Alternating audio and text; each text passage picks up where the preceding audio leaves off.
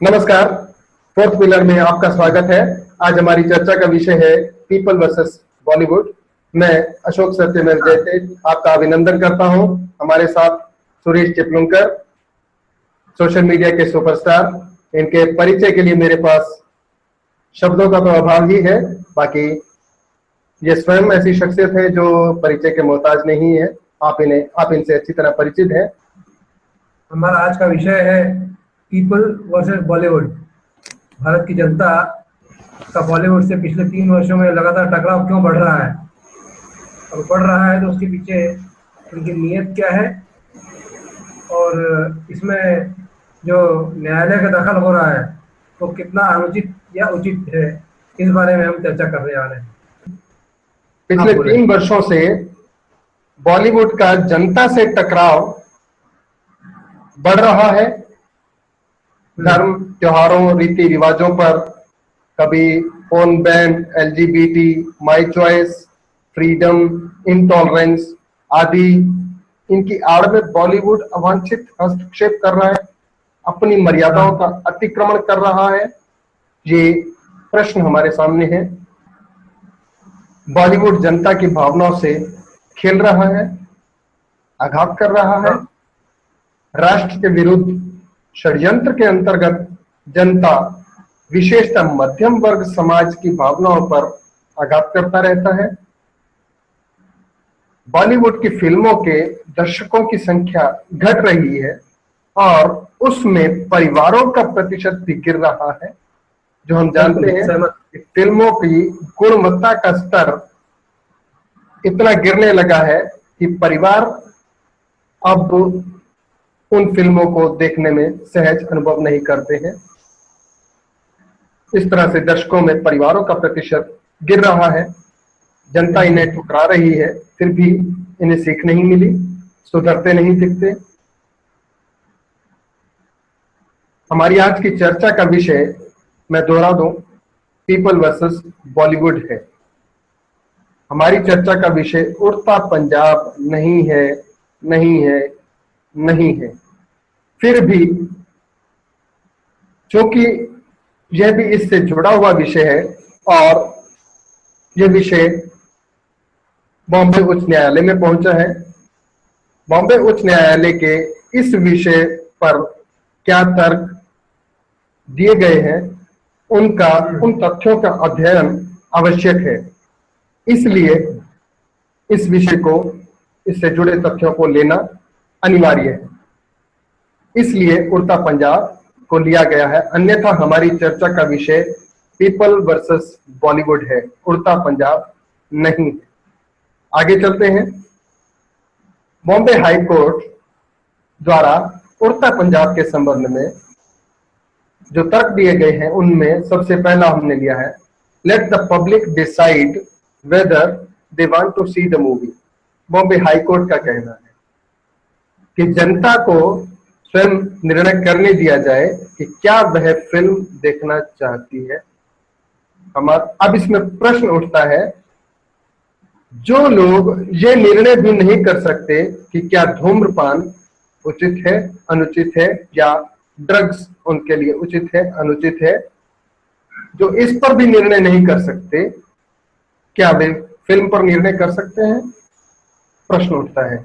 इस प्रश्न में अब उच्च न्यायालय के तर्क में ही प्रश्न उठता है। इसमें कुछ विरोधाभास दिखता है। जनता जो ये निर्णय लेने में सक्षम नहीं है कि धूम्रपान, ड्रग्स जैसी बुराइयों से जो जनता दूर नहीं रह सकती है, उस पर निर्णय नहीं ले सकती है, क्या वो फिल्म देखने का निर्णय कैसे लेंगे? सुरेश जी, इस पर आप कुछ कहना चाहेंगे? बिल्कुल, हर चीज जनता पर नहीं छोड़ी जा सकती। मेरा ये कहना मतलब ये है कि जनता कई बार अपने अपने लालच और लोभ में फंस जाती है, और जनता जो असामान्य व्यक्ति होता है उसकी तो असीम इच्छाएं होती है। वो तो पोर्न भी देखना चाहेगा और वो बम कैसे बना ये भी देखना चाहेगा। इसका मतलब ये नहीं है कि भारत की सरकार हर फिल्म को यूं ही बिना कट पास किया जाए और जनता के सामने उलझुल भी परोस दिया जाए। ये ऐसा कभी नहीं होना चाहिए। Censor is must. जी सुरेश जी, आपसे बिल्कुल पूरी तरह से सहमत है। जनता पर निर्णय नहीं छोड़ा जा सकता। यदि जनता पर ही निर्णय छोड़ना होता तो फिर सरकार, संविधान, व्यवस्था, न्यायपालिका आदि इन सब की आवश्यकता ही क्या है? ये सब किस लिए बनाए जाते हैं? ये सब व्यवस्था, अनुशासन आदि बनाने के लिए ही, व्यवस्था स्थापित करने के लिए, लॉ एंड ऑर्डर मेंटेन करने के लिए ही ये सब बनाए जाते हैं। यदि जनता को ही सब कुछ निर्णय लेना होता तो स्वाभाविक है कि उससे तो अराजकता की स्थिति उत्पन्न हो। आगे चलते हैं।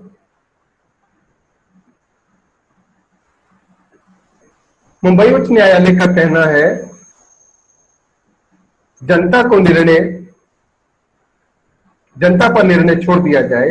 यदि जनता को ही निर्णय करना है तो फिर जनता का पैसा लॉ एंड ऑर्डर मेंटेन करने में क्यों खर्च किया जाए? यदि सेंसर बोर्ड की आवश्यकता नहीं है तो प्रश्न उठता है, तो क्या पुलिस एवं कोर्ट की आवश्यकता है?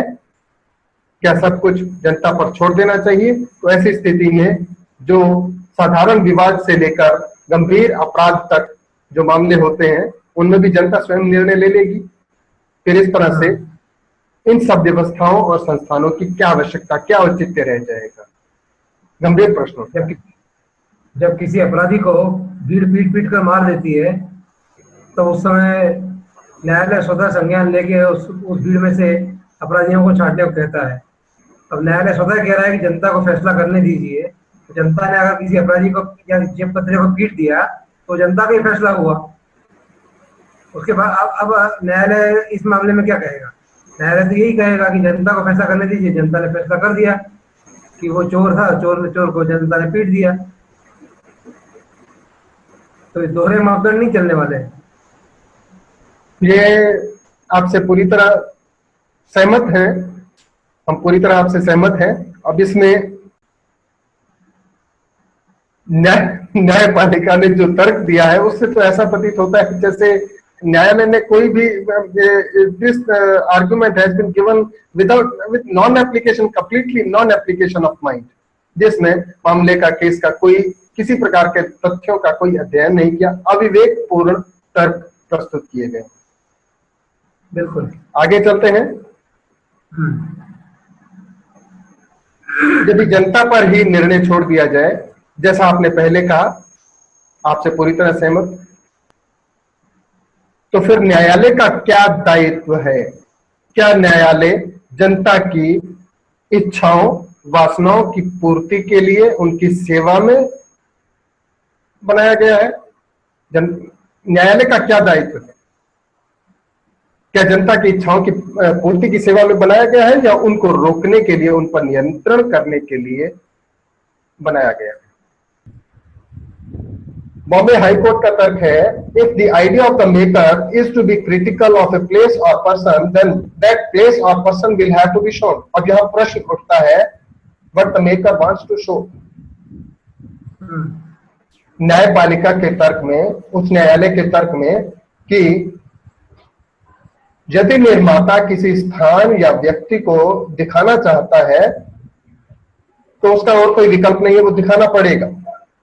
तो फिर प्रश्न ये उठता है कि निर्माता आखिर दिखाना क्या चाहता है, पंजाब या ड्रग की बुराई? पहले उन्हें स्वयं निर्णय कर लेना चाहिए कि वो क्या दिखाना चाहते हैं। आगे चलते हैं। जैसे मिशन कश्मीर में हुआ था।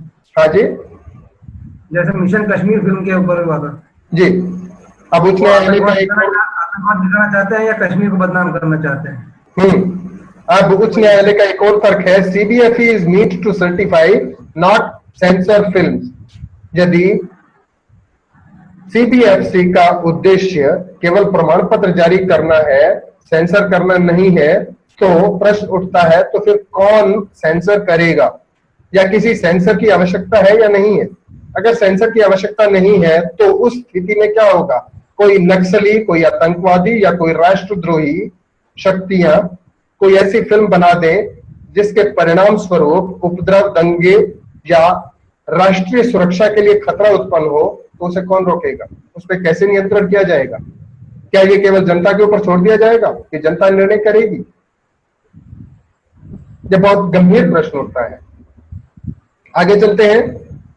न्यायालय जी हाँ जी, हाँ जी, कहिए। न्यायालय न्यायालय का तर्क ये है कि हर चीज जब सोशल मीडिया और यूट्यूब पे उपलब्ध है तो सेंसर की जरूरत नहीं है। जबकि मेरा ये कहना है कि सोशल मीडिया आज की तारीख में भारत की जनता के लिए सिर्फ 8 या 12% लोगों के पास उपलब्ध है। जी बाकी की 125 करोड़ में से 110 करोड़ जनता के पास इंटरनेट उपलब्ध नहीं है। जी लेकिन फिल्मों की पहुंच सोशल मीडिया के मुकाबले कम से कम 20 गुना है, 50 गुना है। बिल्कुल तो फिल्मों का असर ज्यादा होता है, अखबारों का असर ज्यादा होता है, सोशल बिल्कुल। मीडिया या यूट्यूब का असर उतना नहीं होता है। जी यूट्यूब पे व्यक्ति सिलेक्टेड जी देख पाता है। जी तो न्यायालय की तरफ कहीं से कहीं तक गले नहीं उतरता कि सोशल मीडिया पर हर चीज उपलब्ध है, जी फोरन भी उपलब्ध है, नक्सल भी उपलब्ध है, बम बनाने की तकनीक भी उपलब्ध है। इसका मतलब ये नहीं है कि हम जनता के लिए सब कुछ खुला छोड़ दें। जी सेंसर इज मस्ट। जी बिल्कुल, आपसे पूरी तरह सहमत। अब इसी में ही अगर सीबीएफसी अगर सेंसर नहीं कर सकता है, एक कुछ दिन पहले सुप्रीम कोर्ट ने केंद्र को नोटिस जारी किया था और केंद्र से प्रश्न किया था कि पोर्न पर प्रतिबंध लगाने के लिए केंद्र सरकार ने क्या प्रबंध किए हैं या उसकी क्या योजनाएं हैं। तो फिर प्रश्न ये उठता है कि सुप्रीम कोर्ट ने ऐसा क्यों किया?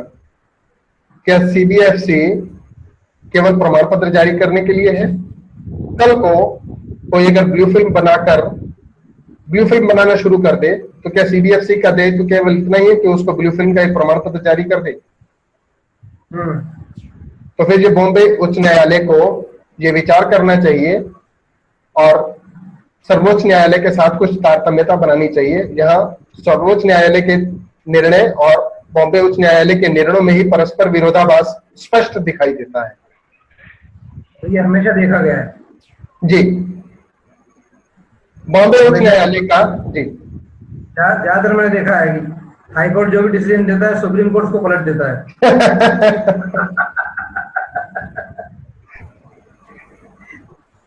अब बॉम्बे उच्च न्यायालय का एक और तर्क है, Udta Punjab was not made with view to malign Punjab. Punjab की गरिमा को कम करने के लिए, उसको गरिमा को ठेस पहुंचाने के लिए उड़ता पंजाब नहीं बनाई गई है। अब इंटरेस्टिंग, बहुत रुचि का बात है, अभी हाल ही में इसी विषय पर, इसी विवाद पर फिल्म निर्माता ने इतनी सी बात पर भारत की तुलना नॉर्थ कोरिया, सऊदी अरब से कर दी। ध्यान देने वाली बात है, उच्च न्यायालय का यह कहना है कि उड़ता पंजाब की गरिमा को ठेस पहुंचाने के उद्देश्य से नहीं बनाई गई है, जबकि वही निर्माता इसी समय में, इसी अवधि में ये भारत की तुलना नॉर्थ कोरिया से कर रहा है, सऊदी अरब से कर रहा है। तो क्या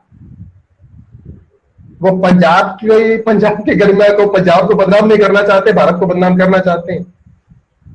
नहीं सर, जहां तक मेरी नॉलेज में है, मेरी समझ में है, ये जो कॉन्सेप्ट है ये पंजाब के जो ज्वलंत जो प्रश्न है ना, ड्रग्स हो गया और ये सब कुछ जो वहां पे अभी चल रहा है पंजाब में, तो उसके लिए ये मूवी जो है उसी से कंसर्न्ड है ये डायरेक्टली। देखिए, मूवी किससे कंसर्न, देख हम उन चीजों में नहीं जा रहे हैं। मैंने पहले कहा हमारी चर्चा उड़ता पंजाब नहीं है, नहीं है, नहीं है।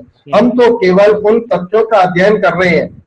इस संज्ञान में, इस मामले में कोर्ट के तर्क क्या है, और अभी हमने केवल कोर्ट के ही तर्क प्रस्तुत किए हैं और उन्हीं तर्कों पर ही प्रश्न प्रस्तुत किए हैं।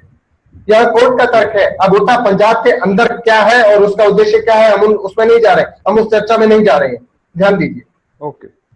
कोर्ट का ये तर्क है, Udta Punjab was not made to malign Punjab, जबकि वो उसी अवधि में, वो उसी फिल्म का निर्माता भारत को नॉर्थ कोरिया और सऊदी अरब बोल रहा है। तो वो क्या कर रहा है? इसका मतलब कोर्ट के वक्तव्य में ही विरोधाभास है, जबकि उसी फिल्म का निर्माता खुद वक्तव्य जारी कर रहा है। तो वो क्या कर रहा है? सुरेश जी, आप इस पर कुछ कहना चाहेंगे? बिल्कुल सही। उनकी नीयत जो है, नीयत में खोट है, निर्माताओं की नीयत में खोट है, सीधा बात हिसाब ये है। और हाईकोर्ट जो कह रहा है कि पंजाब की छवि के लिए नहीं किया गया है, तो ऐसी कई फिल्में बनी हैं जो अलग अलग राज्यों के नाम पे या अलग अलग शहरों के नाम पे बनी है। तो उस समय भी तो यही हुआ था। अगर हाईकोर्ट हाईकोर्ट उस समय उनको भी बैन कर सकता था। अगर उनको उस समय जब विवाद हुआ था तो कई मामलों में बैन किया भी गया है जी। हर अलग अलग चीजों के लिए अलग अलग दोहरे मापदंड हाईकोर्ट को नहीं अपनाने चाहिए, मेरा ये कहना है। जी, सभी फिल्मों के लिए एक जैसे मापदंड होने चाहिए। बिल्कुल। आगे चले, आगे बिल्कुल नेक्स्ट टाइम। उसी तर्क पर पप्पू जी हैं पंजाब से, बम बनाने में उस्ताद है। आपने सुना, ये छोटा सा क्लिप एक जोड़ा गया है, आपने सुना? हाँ। उच्च न्यायालय का तर्क है, Udta Punjab was not made in with the view to malign Punjab. Punjab को बदनाम करने के उद्देश्य से उड़ता पंजाब नहीं बनाई गई है, जबकि उसी फिल्म निर्माता की ये एक अन्य फिल्म है गैंग्स ऑफ वासेपुर, और उसी के एक दृश्य है जिसमें सह नायक सह अभिनेता नायक से कह रहा है किसी व्यक्ति का परिचय देते हुए कि ये पप्पू जी हैं पंजाब से, बम बनाने में उस्ताद है।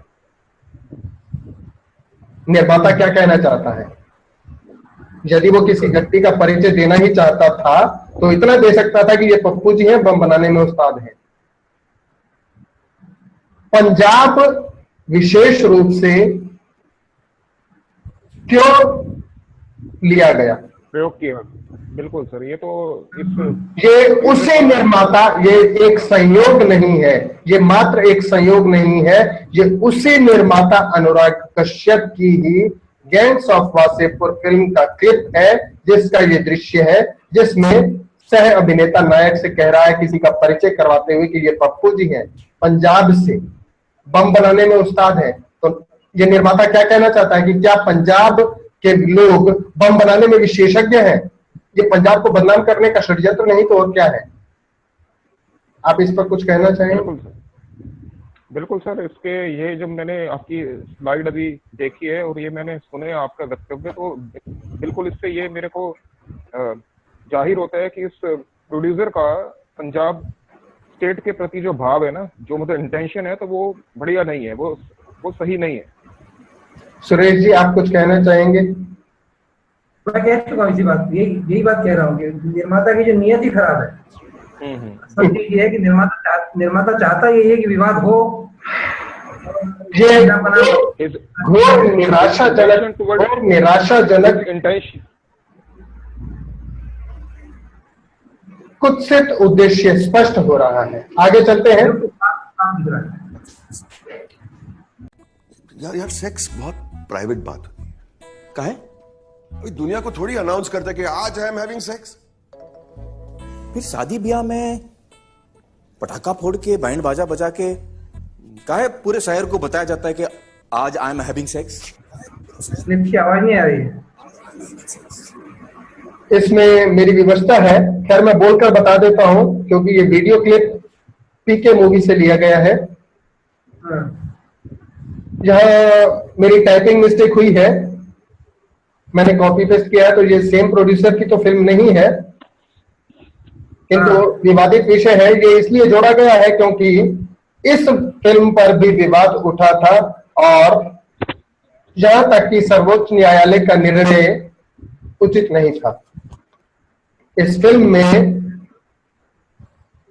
जो दो अभिनेता दिखाई दे रहे हैं, इस दृश्य में संवाद यह है कि एक अभिनेता इसमें कह रहा है यहां सेक्स बहुत प्राइवेट चीज है, अब सारी दुनिया को अनाउंस थोड़ी करना है कि आज आई एम हैविंग सेक्स, और अभिनेता उस पर उत्तर देता है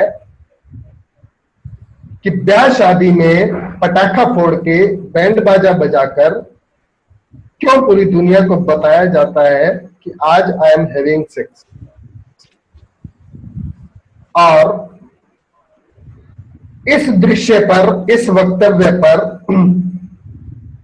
किसी ने भी कोई संज्ञान नहीं लिया, ना तो इस दृश्य को सेंसर किया गया, न किसी न्यायपालिका ने इस दृश्य को नोटिस किया, जबकि कोई भी भारतीय संस्कृति में कोई भी परिवार, कोई भी व्यक्ति जो भारतीय संस्कृति में विश्वास रखता है, वो पूरी तरह से समझता है कि ये विवाह जैसे संस्कार का घोर अपमान है।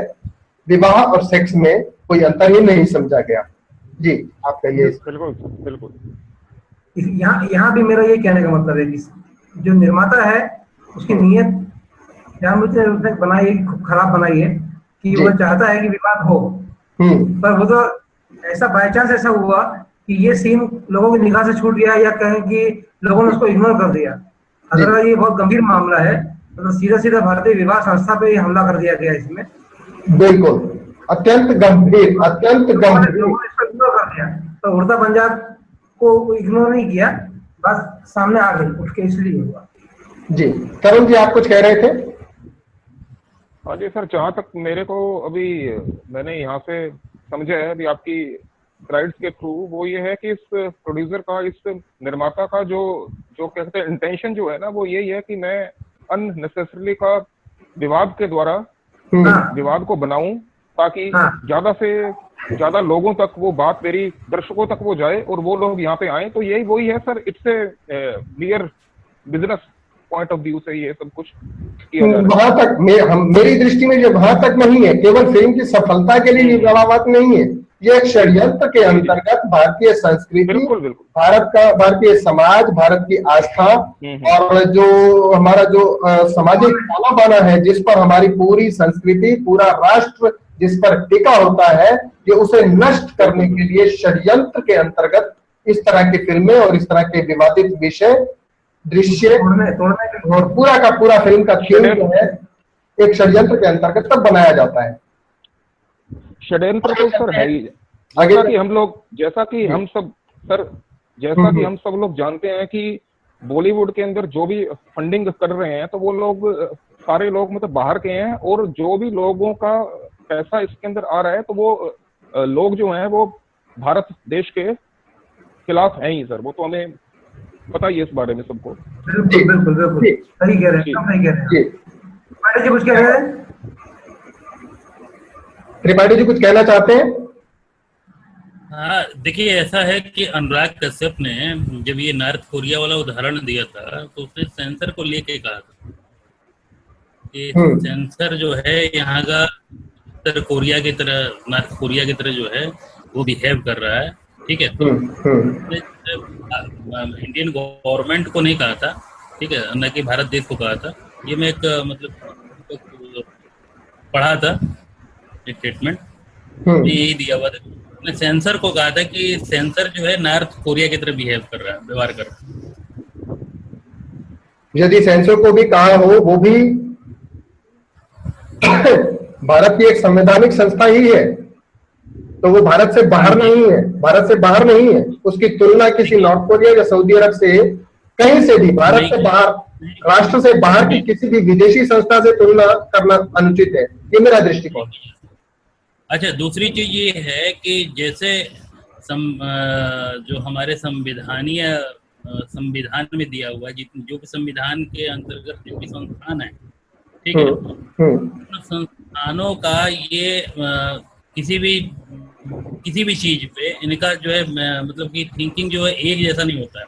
जैसे हाई कोर्ट है वो अलग, वो उनकी सोच अलग है, ठीक है। और सेंसर ने जो काम किया वो सही काम किया, ठीक है। वो किसी व्यक्ति विशेष या स्पेशली किसी स्टेट को लेके जो है ये मूवी बना रहे हैं या फिर उसको बदनाम कर रहे हैं, जो भी कर रहे हैं, ये उस पर अगर उसने सेंसर चलाया है, अगर उसने कैंची चलाई है, तो कोई गलत नहीं किया है। अनुराग कश्यप जिस स्टेट से बिलोंग करते हैं, वो उस स्टेट को क्यों नहीं बदनाम करते हैं? सुरेश जी आप कुछ कह रहे थे? मैं यही कह रहा था कि ये कोई पहली फिल्म तो नहीं है इतिहास की जिसमें इतने कट्स लगे हों। ठीक बात, उनको सेंसर बोर्ड ने कई कट्स के साथ पास किया हुआ है। उनके निर्माता ने तो कभी नहीं कहा कि हम नॉर्थ कोरिया में है, सऊदी अरब में। सुरेश जी मैं आपको रोकना चाहता हूँ, हमारे यहाँ एक फिल्म बनी थी, हमारे वाराणसी में ही उसकी पूरी शूटिंग हुई थी, ठीक है। आपको उसका नाम पता होगा, वाटर। हाँ वाटर, ठीक है।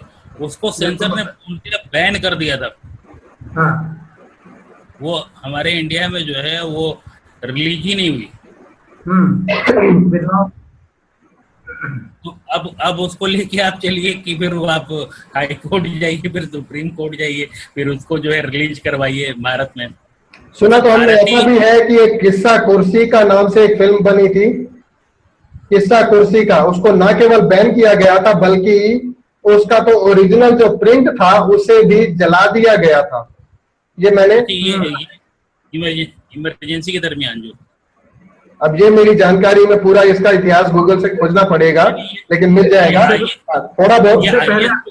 उससे पहले फिल्म आंधी, जी जी, ये आरोप लगाया गया था आंधी में कि आंधी फिल्म में गुलजार ने इंदिरा गांधी की छवि को विकृत करने की कोशिश की है, तो सुचित्रा सेन को इंदिरा गांधी ऐसा दर्शाया है और स्टोरी को बेसिकली इसमें इंदिरा गांधी की स्टोरी से मिलती लगाई है, इसलिए आंधी को भी इंदिरा गांधी ने उस समय रिलीज नहीं होने दिया था।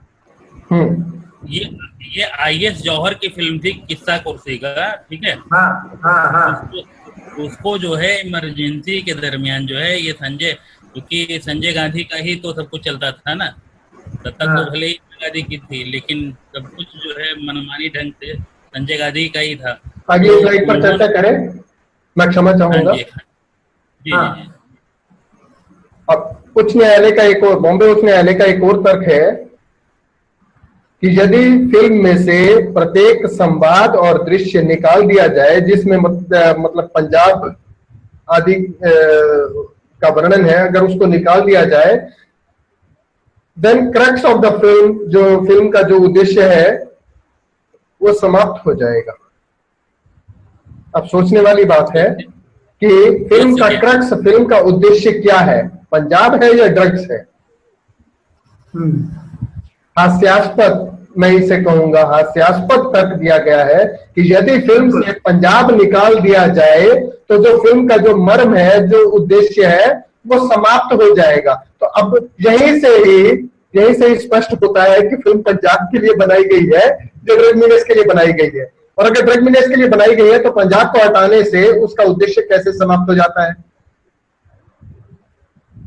आगे सेम प्रॉब्लम, यदि यही समस्या, यदि ड्रग्स की समस्या कल को कहीं किसी और स्थान पर उत्पन्न होती है तो क्या उसके लिए अलग से फिल्म बनाई जाएगी? उड़ती दिल्ली, उड़ता बिहार, उड़ता बंगाल आदि। अब बनाइए, केजरीवाल की उड़ती दिल्ली बनाकर दिखाइए, नीतीश के बिहार को उड़ता बिहार बनाकर दिखाइए, ममता के बंगाल का। और ऐसा भी नहीं कि ड्रग्स की समस्या केवल पंजाब में है, ड्रग्स की समस्या सभी जगह है। बिल्कुल सर, ये जो आपने पॉइंट उठाया ये बिल्कुल सही है, क्योंकि जो मूवीज बनती हैं, मूवीज बनाने का जो मुख्य उद्देश्य किसी एक स्टेट के लिए नहीं है, या किसी एक स्टेट या पर्टिकुलरली एक स्टेट के पब्लिक के लिए नहीं है। ये जो मूवीज बनती हैं इसका मैसेज जो मतलब जाता है, ये मैसेज मतलब पूरे देश के लिए जाना चाहिए। तो ये जो प्रोड्यूसर का जो बार बार बोलना है कि ये पंजाब के लिए बनी है, पंजाब अगर ना हो तो ये मूवी का कुछ मीनिंग ही नहीं रह जाएगा, तो ये गलत लग रहा है मेरे को पूरा। जी आगे चले। जी सर, मैसेज नहीं है वास्तव में, निर्माता को ड्रग्स की समस्या पर कोई मैसेज देना ही नहीं है। तो उनका उद्देश्य कैसे फिल्म का अधिक से अधिक विवाद पैदा किया जाए जिससे कि पैसा कमाया जा सके।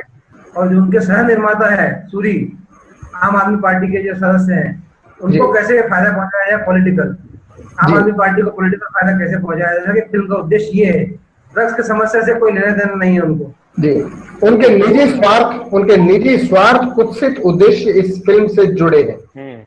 और हाईकोर्ट से फंसता है। एक चीज मैं और कहना चाहता हूँ कि अनुराग कश्यप जिस बॉलीवुड से आते हैं, जिस मुंबई माया नगरी में रहते हैं, वो माया नगरी तो सबसे ज्यादा ड्रग से पीड़ित है। बिल्कुल बिल्कुल बिल्कुल, ज्यादा ड्रग एडिक्ट है वहाँ पे। दिल्ली भी कम नहीं है, दिल्ली भी कम नहीं है। दिल्ली का शिवाजी ब्रिज का क्षेत्र और भी कई क्षेत्र जो हमने अपने स्वयं अपनी आंखों से देखे हैं, जहाँ दिल्ली में किसी भी कोने में आपको ड्रग्स लेने वाले इस तरह से कई लोग आपको कहीं भी मिल जाएंगे। और आप मजे की बात देखिए, जिस समय अनुराग कश्यप ये सऊदी अरब वाला उदाहरण दे रहे थे टीवी पे, जिस चैनल पर बाइट आ रही थी उनके ठीक पीछे की टेबल पे वोदका की बोतल रखी हुई जी देखा है। जो व्यक्ति खुद दारू गुटता है वो ड्रग्स की समस्या में फिल्म बना के संदेश देने चाह रहा है।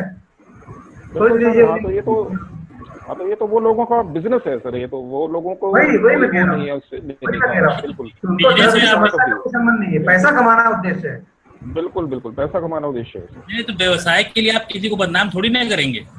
तो वही बात है ना, नहीं करना चाहिए, पर वो उनकी नीयत ही खराब है। वो चाहते हैं कि विवाद हो। ये उड़ता पंजाब, जैसे पंजाबी उड़ रहा है, एक पंजाबी हाँ। आप मतलब पंजाबियों की क्या बना के रखे हुए हैं भाई? बहुत सारे मेरे मित्र पंजाबी हैं। पंजाब का क्या योगदान रहा है हमारे देश के लिए। बिल्कुल पंजाब सर, से ये बाहर तो के जितने लोग रह मूवी रहे का हैं ना, वो सबको बहुत बुरा लग रहा है। जिन बहुत लोगों बुरा ने लग सुना है, बहुत लोग पंजाबियों को बुरा लग रहा है कि हमारी छवि ऐसी टाइटल बनाई भी, है। मूवी का टाइटल भी जो है ना ये गलत है बिल्कुल। गलत। मूवी का टाइटल जो है ये कुछ और भी रख सकते थे ये। वही मेरा कहने का मतलब यही है। हमारी चर्चा का मैं हस्तक्षेप करते हुए क्षमा चाहूंगा। हमारा चर्चा का विषय पीपल वर्सेस बॉलीवुड है। हम उड़ता पंजाब के चक्कर में हम मुख्य विषय को भूल ना जाए। मैं ओके, कोई दिक्कत आगे नहीं। नहीं बढ़ाएं नहीं, जी। उड़ता पंजाब तो अभी एक ज्वलंत उदाहरण है बस। उसी हाँ। में वो इसका एक इसका छोटा पार्ट है, छोटा सा पार्ट है। हमें उसके कुछ तथ्यों को अपनी चर्चा में लेना था, इसीलिए केवल उसको जोड़ा गया। उड़ता पंजाब हमारी चर्चा का विषय नहीं है। हमारी चर्चा का विषय पीपल वर्सेस आपकी बॉलीवुड। जी, आपके अगली स्लाइड महत्वपूर्ण है। अगली स्लाइड में जो आपने लिखा है ना, वो मुद्दे बहुत महत्वपूर्ण है कि बॉलीवुड के दबाव में है क्या हाईकोर्ट। जी। तो अभी तक हमने जो उच्च न्यायालय के जिन तर्कों पर हमने चर्चा की है और उससे जो प्रश्न उठते हैं, उस पर जो हमने चर्चा की है, उससे ऐसा प्रतीत होता है कि न्यायालय जो है बॉलीवुड के प्रति या तो किसी मोह भावना से ग्रस्त है, या मुंबई उच्च न्यायालय प्रभावशाली लोगों के दबाव में निर्णय ले रहा है, या क्या मुंबई उच्च न्यायालय ने गहन अध्ययन भी किया है, किसी तथ्यों का गहन अवलोकन किया है। इस पॉइंट पे सर, हाँ जी सर, इस पॉइंट पे मैं ना इस पॉइंट पे मैं बोलना चाहता हूँ आपसे। हाँ, बॉम्बे हाई कोर्ट जो है ना, इन लोगों के ऊपर ताकतवर लोगों का डर है, क्योंकि सलमान खान के केस के अंदर भी यही हुआ था। सलमान खान को जिस बिना पर बेल दी गई थी बिना जेल जाए, तो वो भी एक पॉइंट था कि तरुण जी, मैं यहाँ पर ये कहना चाहूंगा, व्यक्तिगत रूप से मैं ये कहना चाहूंगा, हमारी चर्चा जो है तथ्यों पर आधारित होनी चाहिए। दूसरे केस में, किसी दूसरे केस में क्या हुआ, उसके तथ्यों के आधार पर हमें ये नहीं कहना चाहिए कि न्यायपालिका कहां पर किस दबाव में है। जो तथ्य अभी इस केस से संबंधित तथ्य है, हम केवल उन्हीं तथ्यों को जोड़ रहे हैं। हम दूसरे केसेस के तथ्यों को, बिकॉज हम न्यायपालिका के ऊपर हम कोई अथॉरिटी नहीं है, ये मेरा व्यक्तिगत विचार है।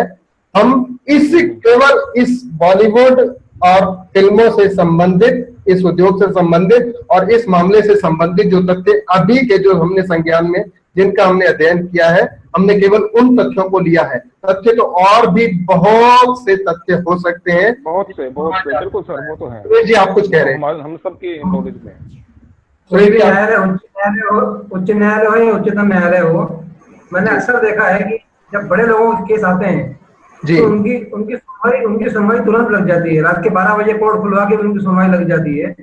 तो ये तो माना नहीं जा सकता कि कोर्ट के दबाव में है या नहीं है। तो संदेह तो होता है, ये तो संदेह तो है। आपसे पूरी तरह सहमत, इस बात से आपसे पूरी तरह सहमत कि प्रभावशाली लोगों का दबाव, न्यायपालिका प्रभावशाली लोगों के दबाव ने कार्य कर रहे। कोई गरीब आदमी सुप्रीम कोर्ट में केस लगा है जी, तो उसकी सुनवाई 6 साल बाद, 10 साल बाद होगी। और यहाँ दूसरा कोई बड़े वकील आ जाए पार्टी की तरफ से, वो भी उसका सौभाग्य, कोई सौभाग्यशाली होगा जिसकी तारीख लग जाती है या न्याय मिल जाता है। बिल्कुल, वरना तो ये माना जाता है कि जूते घिस जाते हैं। जूते बड़े लोगों के केस भी लग जाते हैं, उनको स्टे भी मिल जाता है, उनके निर्णय भी जल्दी आ जाते हैं, उनको जमानत मिल जाती है, फिर उनको पेरोल मिल जाती है, 10-10, 15-15 बार पेरोल मिल जाती है, सब कुछ होता है। तो ऐसा नहीं है तो प्रभाव में तो है, इसमें संदेह तो एक होता ही है आम जनता को। जी, जिन तथ्यों का हमने अभी तक अध्ययन किया है उससे हमें न्यायपालिका की कार्यशैली पर संदेह बढ़ता है। बिल्कुल बिल्कुल। आगे चलते हैं। ये अंतिम स्लाइड है जिस पर एक बहुत बड़ा प्रश्न मैंने व्यक्तिगत रूप से खड़ा किया है कि क्या कोई बॉलीवुड को रिमोटली कंट्रोल कर रहा है? यदि है मैं सहमत हूं। तो कौन है? और ये हम सब जानते हैं, क्या बॉलीवुड को कोई रिमोटली कंट्रोल कर रहा है? निश्चित। जी हाँ सर, बिल्कुल कर रहा है जी। बिल्कुल। ये तो हम सबके सभी सहमत, सब सहमत नॉलेज है। में है, संज्ञान में है, हम सबको पता है कि कौन है वो लोग, और ये अच्छा। एक कटु सत्य है। जी ठीक, अभी आएंगे, नमस्कार। जी, ओके, थैंक यू सर, नमस्कार, थैंक यू।